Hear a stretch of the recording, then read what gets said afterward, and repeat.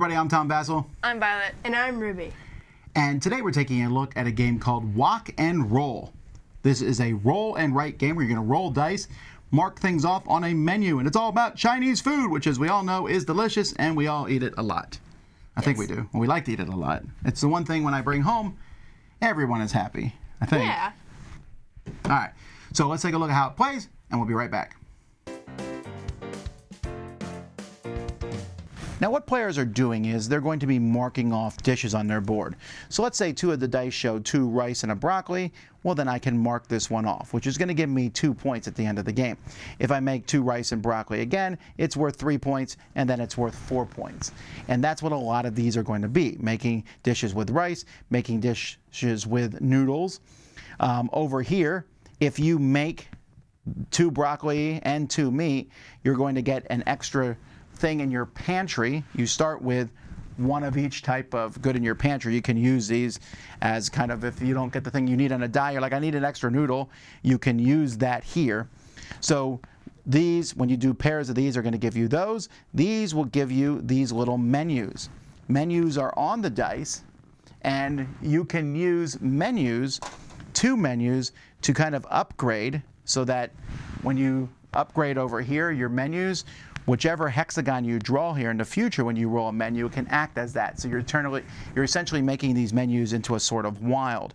You can also use 3 menus to give you extra scoring at the end of the game. Like this will say every dish that has rice in it will give you an extra point at the end of the game. There's also dishes over here. These are the shrimp dishes. You fill these out and get points, and you'll get bonus points if you do every dish in a certain area. That's just going to give you extra bonus points.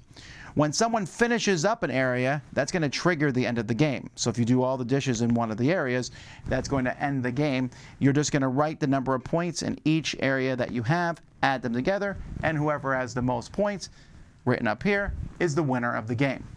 The other side of the board is a bit more complex. You'll notice there's a lot more dishes, but there's also these lock tokens. You need to spend 2 menus to unlock something, or you can't go below it. So for example, I can do 2 noodles and a shrimp, which is going to give me a shrimp in my pantry that I can use, but I can't go below that and do 2 noodles and a shrimp again until I unlock this. And then once I do it again, I can't go even farther down here to get these big points till I unlock another one.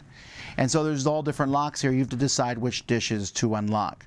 You also have, like I said, this big pantry that you get from crossing off different things here.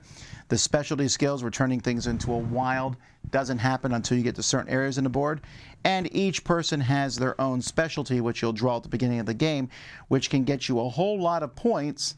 But again, you need to get 5. These 5 dishes, you need 5 out of 6 dice, or you need to use something from your fridge or pantry.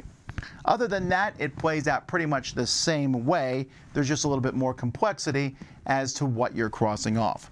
I do want to mention that I really like the look of these boards and the box. I think the whole thing has a nice look to it. This tray is okay. I think you have to use the tray outside the box, or it's a little hard for everybody to see which dice are rolled. But it is nice that you have a tray to roll dice into. The markers erase pretty easily off the board, and I think the whole thing is a pretty good. The only thing I might complain about is you'll notice that this line here in the middle gets black, and that's pretty much impossible to erase, but that's a minor complaint. Also, the dice themselves, they're okay feeling dice, but they look good, and they're definitely easy to differentiate the symbols on them. Okay, so this game plays like a lot of games like Yahtzee, where you roll the dice and you can re-roll them multiple times, but then only the person rolling the dice gets to use the red dice, which irritates everybody else, because you want to be able to use all 6 dice, but you can only use 4. Especially when they roll it and they get the 2 good dice on the red ones and the rest are just trash. You can't do anything with it. Sometimes I forgot Maybe you'll get the red double dice broccoli. is only for the person rolling. But you can, especially in a simple game, there's almost always something you can do. Yeah, it's gonna be really hard not to do that unless the other person is like, let's make this as Or if you hard as possible maxed out to on do. one of them already. Well, yeah, that too. So this game has the simple version and the complex version. We played both. Which one did you think you liked more? Simpler. Really? Yes, it's easier. I thought the complex had more options. Really? Oh, the books were annoying.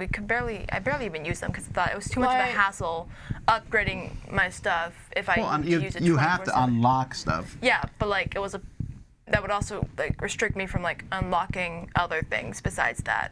The unlocking is always annoying because in the unlocking side of the board, you always unlock. You're like, I'm gonna unlock this and then use it, and then the one that you should have unlocked, you're always like, because you unlock. It always seems like, or at least for me, I unlocked the wrong one.